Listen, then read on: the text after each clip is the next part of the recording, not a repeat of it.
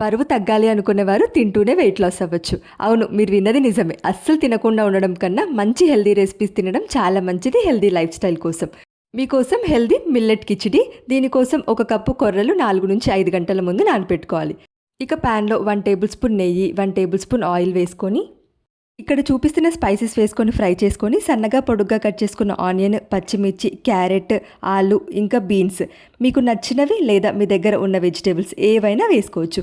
ఇలా వేసుకున్న వెజిటేబుల్స్ కాస్త కుక్ అవ్వగానే 1 టేబుల్ స్పూన్ అల్లం వెల్లుల్లి పేస్ట్ వేసుకొని ఫ్రై చేసుకోవాలి. నెక్స్ట్ ఇందులోనే ఒక 2 టొమాటోలు వేసుకొని కుక్ చేసుకోవాలి. తర్వాత 1/2 టేబుల్ స్పూన్ పసుపు, 1 టేబుల్ స్పూన్ సాల్ట్, పుదీనా, కొత్తిమీర వేసుకొని ఫ్రై చేసుకోవాలి.